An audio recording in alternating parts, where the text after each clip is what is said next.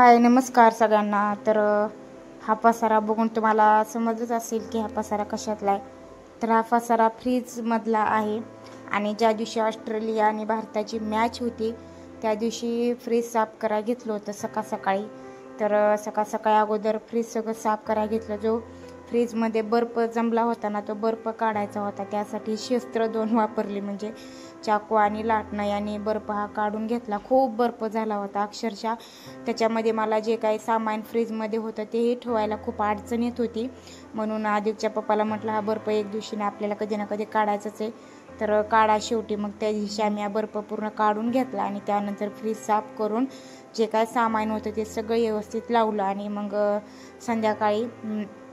संध्याकाळी मी आणि आदिक आमच्या मामीच्या घरी गेलो होतो।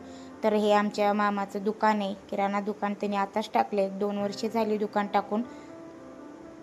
आणि दुकान टाकलं आणि आदिकचं बघा कसं चालू आहे। होळी येण्याच्या अगोदरच त्याला होळी खेळायची, तर पिचकारी जे काय पाणी असतं ना ते त्या पद्धतीने तो उडविते, बघू शकता तुम्ही। आणि त्याला खूप मजा येत होती, त्याच्या चेहऱ्यावरूनच तुम्हाला समजत असेल की आदिकला सुद्धा किती त्या गोष्टीची मजा येत होती ती। आणि लहान मुलांना कसं थोडं जरी बाहेर फिरायला वगैरे नेलं ना ते एकदम भारी वाटतं। घरी आलो आणि घरी आल्याच्या नंतर मग मॅच बघत वांग्याची भाजी केली, चपाती, भात आणि पालकाची भाजी बनवली होती, सुकी बनवली होती। तर त्यासोबत होतं फरसाण। तर जेवण वगैरे केलं आणि नंतर जेवण हे करून छान असं आपलं जे मॅच होती ना ती मॅच बघत होतो आम्ही। आणि मॅच बघतो होतो, तर बघू शकताय तुम्ही। आणि ऑस्ट्रेलिया हरली होती 2023 साली, आपल्याला हरवलं होतं ऑस्ट्रेलियाने, पण शेवटी भारताने सुद्धा ह्या वर्षी ऑस्ट्रेलियाला हरवलं होतं।